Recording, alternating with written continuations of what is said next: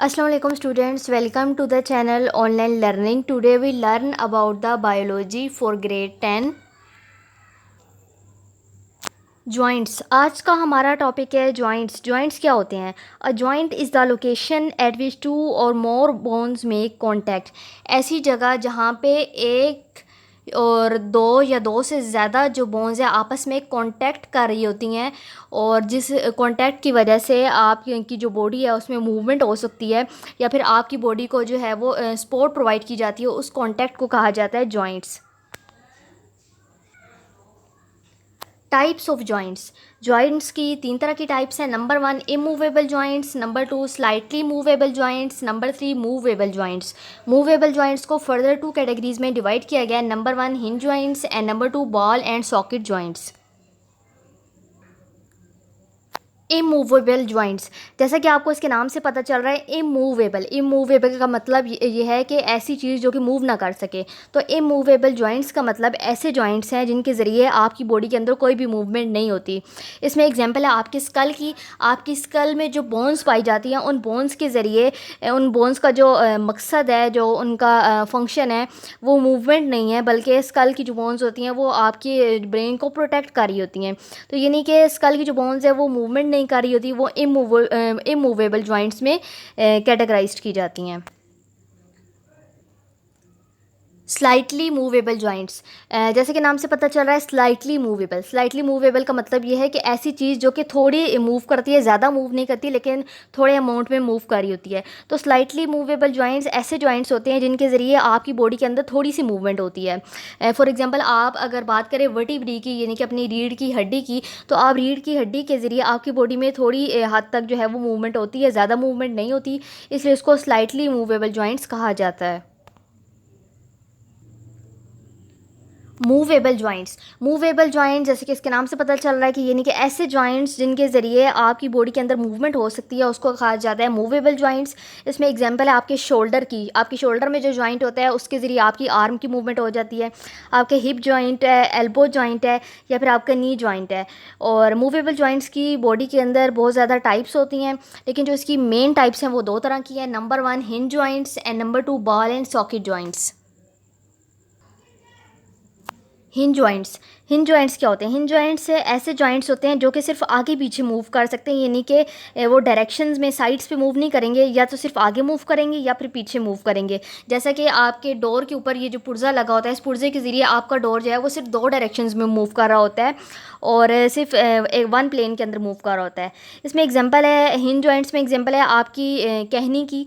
आपकी बाजू की जो कहनी होती है वो दो तरह मूव कर रही होती है, या फिर आगे वो जा रही होती है, या फिर वो ऊपर को जा रही होती है, या फिर वो पीछे को आ रही होती है, यानी कि दो तरह की उसमें मूवमेंट हो रही होती हैं। इसी तरह से अगर आप बात करें अपने घुटने की, यानी कि अपने नी की, तो उसमें भी जो मूवमेंट होती है वो सिर्फ दो डायरेक्शंस में होती है, या फिर वो पीछे होती है या आगे होती है। तो जो ऐसी डायरेक्शन जो सिर्फ टू प्लेन्स में होती है, यानी कि दो डायरेक्शंस में मूवमेंट होती है, वो हिंज जॉइंट्स के ज़रिए होती है। Ball and socket joints. Ball and socket joints के ज़रिए आपकी बॉडी में जो मूवमेंट होती है वो ऑल डायरेक्शंस में होती है, यानी वो किसी भी डायरेक्शन में हो जाती है, किसी भी तरफ आप मूव कर सकते हैं, आगे पीछे भी कर सकते हैं और दोनों साइड्स की तरफ भी मूव कर सकते हैं बॉल एंड सॉकेट जॉइंट्स की मदद से। बॉल एंड सॉकेट जॉइंट्स की आपकी बॉडी में एग्जाम्पल है आपके हिप जॉइंट्स की। आपके हिप जॉइंट्स में बॉल एंड सॉकेट जॉइंट्स होते हैं। इसी तरह से आपके शोल्डर में जो जॉइंट होता है वो बॉल एंड सॉकेट जॉइंट होता है। Role of tendons and ligaments. Tendons और लिगामेंट्स कनेक्टिव टिश्यूज़ के बैंड्स हैं जो कि कोलेजन से मिलके बने होते हैं। सबसे पहले अगर बात की जाए टेंडोन्स की, तो टेंडोन्स जो है वो टफ बैंड से मिलके बने होते हैं, और टेंडोन्स क्या करते हैं आपकी बॉडी में मसल्स को बोन्स के साथ अटैच करते हैं। तो जब मसल कॉन्ट्रैक्ट करता है तो टेंडोन जो है वो बोन के ऊपर एक पुलिंग फोर्स एक्सर्ट करता है, जिसके नतीजे में जो बोन है उसके अंदर मूवमेंट होती है। इसी तरह से दूसरा है हमारे पास लिगामेंट्स। लिगामेंट्स में जो कनेक्शन होता है वो बोन टू बोन होता है, यानी कि लिगामेंट्स एक स्ट्रॉन्ग फ्लेक्सिबल बैंड्स हैं, और इसके ज़रिए एक बोन को दूसरी बोन के ज़रिए दूसरी बोन से जोड़ा जाता है at the position of joints, यानी कि जिस जगह पे आपका जोड़ होता है उस जोड़ के ऊपर एक हड्डी को दूसरी हड्डी के साथ जोड़ा जाता है। तो इसका क्या मकसद है लिगामेंट्स का? लिगामेंट्स क्या करते हैं? लिगामेंट्स आपकी बोन्स की जो डिसलोकेशन हो जाती है, यानी कि वो अपनी जगह से हिल जाते हैं, तो उसको जो है वो प्रिवेंट करते हैं। मसल्स एंड मूवमेंट, जब भी बोन्स अपने जॉइंट्स वाली पोजीशन के ऊपर मूव करती हैं तो उससे मूवमेंट प्रोड्यूस होती है। तो बोन्स की ये जो मूवमेंट है ये उनके अंदर स्केलेटल मसल्स होते हैं, उन स्केलेटल मसल्स की कॉन्ट्रैक्शन के ज़रिए प्रोड्यूस की जाती है। और जो स्केलेटल मसल्स हैं वो टेंडोन्स के ज़रिए अटैच हुए होते हैं। तो स्केलेटल मसल्स का हमारी बॉडी में रोल ये है कि हमारे जो स्केलेटल मसल्स होते हैं, स्केलेटल मसल का जो एक एंड है वो हमेशा इमूवेबल बोन के साथ अटैच होता है, यानी कि ऐसी बोन के साथ जो कि मूव नहीं कर सकती। तो इस पॉइंट को कहा जाता है ओरिजिन, यानी कि ऐसा बोन का पॉइंट जहाँ पे वो इमूवेबल बोन के साथ अटैच है, उस पोजीशन को कहा जाता है ओरिजिन। और मसल का जो दूसरा सिरा है, जो दूसरा पॉइंट है, वो ऐसी जगह पे अटैच होता है जहाँ पे एक मूवेबल बोन होती है, यानी कि ऐसी बोन जो कि मूव कर सकती है। तो उस पोजीशन को कहा जाता है इंसर्शन। तो जब मसल नर्व इम्पल्स के ज़रिए स्टिमुलेट होता है तो मसल क्या करता है, कॉन्ट्रैक्ट हो जाता है और कॉन्ट्रैक्ट होके शॉर्ट हो जाता है, छोटा हो जाता है। जब वो छोटा हो जाता है तो वो उसकी जो थिकनेस है वो ज़्यादा हो जाती है, वो थिक हो जाता है। और इस कॉन्ट्रैक्शन के ज़रिए जो मूवेबल बोन है वो उसको पुल करता है इंसर्शन पे, यानी कि इस जगह पे इंसर्शन पॉइंट पे ये जो मूवेबल बोन है उसको पुल करता है और इससे मूवमेंट प्रोड्यूस होती है। ये बात जानना बहुत ज़रूरी है कि जो मसल्स हैं वो हमेशा जो है वो सिर्फ पुल कर सकते हैं, कॉन्ट्रैक्ट कर सकते हैं, लेकिन वो कभी भी पुश नहीं कर सकते। यानी कि आपकी बॉडी में जो मसल्स होते हैं वो हमेशा पुल कर रहे होते हैं, पुश कभी भी नहीं कर सकते। हमारी बॉडी की बहुत सी एक्टिविटीज़ हैं, जैसे कि हम खड़े होते हैं, चल रहे होते हैं, भाग रहे होते हैं या खेल रहे होते हैं। तो इन एक्शंस के लिए, इन एक्टिविटीज़ के लिए हमारी बॉडी को बहुत से मसल्स की जो कंबाइन एक्टिविटी होती है उसकी ज़रूरत होती है। हमारी बॉडी के अंदर जो मसल्स होते हैं वो एंटागोनिस्ट के तौर पे जो है वो एक्ट कर रहे होते हैं। एंटागोनिस्ट का मतलब ये है कि जो मसल्स हैं वो ऑपोजिट काम कर रहा होता है, यानी कि एक कॉन्ट्रैक्ट कर रहा है तो दूसरा रिलैक्स कर रहा है। इसमें एग्जांपल ये है कि अगर एक मसल है वो कॉन्ट्रैक्ट करता है तो अदर जो है वो रिलैक्स कर रहा होता है। तो इस फिनोमेना को कहा जाता है एंटागोनिज्म। फॉर एग्जांपल एक मसल है वो कॉन्ट्रैक्ट करेगा, जब वो कॉन्ट्रैक्ट करेगा तो वो जॉइंट जो है वो बेंड हो जाएगा। जब जॉइंट बेंड होगा तो इस मसल को कहा जाता है फ्लेक्सर मसल और इस मूवमेंट को कहा जाता है फ्लेक्शन। इसी तरह से अगर कोई दूसरा मसल है वो कॉन्ट्रैक्ट कर रहा है और कॉन्ट्रैक्ट करने से जो जॉइंट है वो बेंड नहीं हो रहा बल्कि वो स्ट्रेट हो रहा है, तो जो इस फिनोमेना को कहा जाता है एक्सटेंशन और इस मसल को कहा जाता है एक्सटेंसर मसल। एंटागोनिस्टिक मसल्स में एग्जांपल है आपकी एल्बो की। बाइसेप क्या होता है, बाइसेप एक ऐसा फ्लेक्सर मसल होता है जो कि हमारी अपर आर्म यानी कि बाजू का जो ऊपर वाला हिस्सा होता है उसके बिल्कुल फ्रंट में पाया जाता है। इसी तरह से ट्राइसेप्स, ट्राइसेप क्या होता है, ट्राइसेप एक एक्सटेंसर मसल होता है जो कि हमारी आर्म की बैक साइड पे पाया जाता है, बैक पे पाया जाता है। तो ये दोनों जो मसल्स होते हैं इनका जो ओरिजिन होता है, जहाँ से ये स्टार्ट हो रहे होते हैं, वो इनका पेक्टोरल गर्डल होता है, पेक्टोरल गर्डल से ये स्टार्ट हो रहे होते हैं। और इनकी जो आगे से इंसर्शन वाला पॉइंट होता है, इंसर्शन वाली पॉइंट के ऊपर एक या फिर दो बोन्स होती हैं फोर आर्म की, जो कि हमारी आगे वाले बाजू का हिस्सा होता है। तो जब बाइसेप जब कॉन्ट्रैक्ट करता है तो हमारी जो फोर आर्म है वो अपवर्ड पुल हो जाती है, उसकी डायरेक्शन ऊपर की तरफ हो जाती है, अपवर्ड होती है। तो इससे क्या होता है, जो हमारा जो एल्बो जॉइंट है उसके अंदर फ्लेक्शन का प्रोसेस हो रहा होता है और इसी तरह से फ्लेक्शन के दौरान जो ट्राइसेप मसल है वो रिलैक्स हो जाता है। और इसी तरह से अगर हमारा ट्राइसेप मसल है वो कॉन्ट्रैक्ट करे, जब ट्राइसेप मसल कॉन्ट्रैक्ट करेगा तो हमारी जो बाजू है वो डाउन की तरफ जो है वो नीचे की तरफ पुल होगी, नीचे की तरफ पुल होगी। तो इस फिनोमेना का कहा जाता है एक्सटेंशन और एक्सटेंशन के दौरान जो बाइसेप मसल होता है वो रिलैक्स होता है। तो इस तरह से हमारी बॉडी के अंदर जो बाइसेप्स हैं और ट्राइसेप्स हैं ये दोनों मिलके एक मसल्स का एंटागोनिस्टिक पेयर बनाता है। और हमारी बॉडी के अंदर जॉइंट्स के ऊपर ये जो मसल्स होते हैं ये एंटागोनिस्टिकली काम कर रहे होते हैं और इनके ज़रिए हमारी स्केलेटन के अंदर मूवमेंट प्रोड्यूस होती है। डिसऑर्डर्स ऑफ स्केलेटल सिस्टम, अगर हम स्केलेटल सिस्टम के डिसऑर्डर्स की बात करें तो स्केलेटल सिस्टम के बेसिकली दो तरह के डिसऑर्डर्स होते हैं। Number 1 osteoporosis and number 2 arthritis.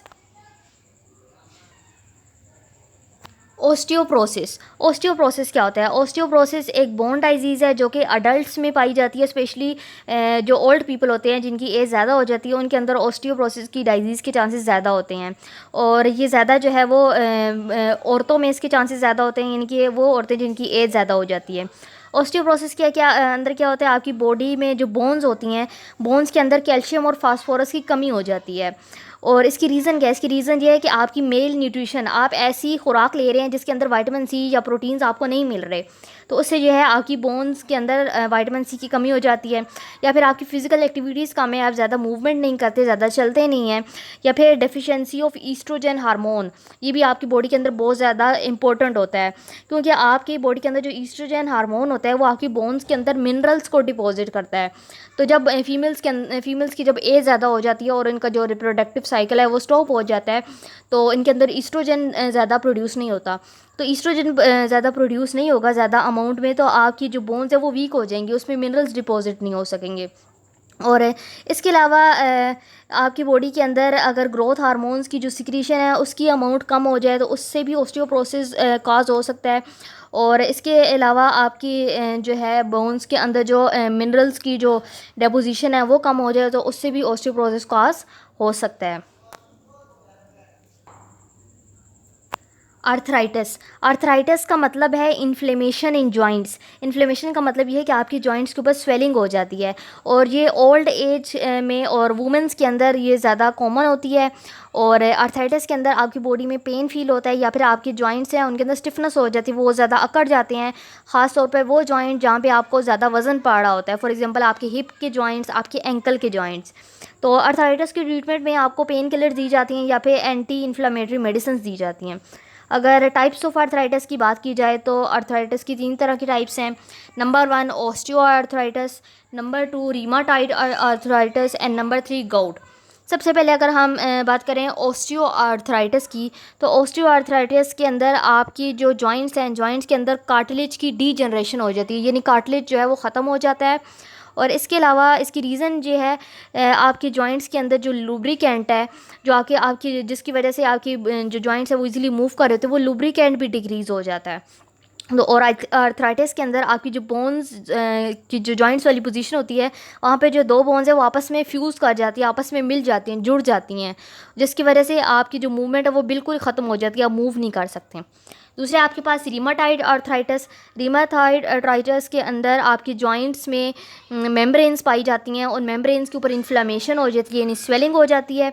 और रीमाटाइड आर्थराइटिस की सिम्टम्स में शामिल है फटीग, आपको थकावट होती है, आपको बुखार होता है, दर्द होता है, या फिर आपकी जो जॉइंट्स है वो स्टिफनेस हो जाती है उनके अंदर। नंबर 3 है गाउट। गाउट जो है वो आपके मूवेबल जो जॉइंट्स होते हैं उसमें जब यूरिक एसिड क्रिस्टल्स की एक्युमुलेशन हो जाती है, यानी कि यूरिक एसिड की क्वांटिटी ज़्यादा हो जाती है, तो उससे आपके ये जॉइंट्स में गाउट की बीमारी होती है। और इसमें क्या होता है, आपके जो गाउट जो आपके बॉडी के जिस पार्ट को ज़्यादा अटैक करता है वो आपके टो जॉइंट्स हैं। I hope students you have gained the concept of types of joints and disorders of skeletal system. If you like my video, kindly subscribe my channel. Allah Hafiz.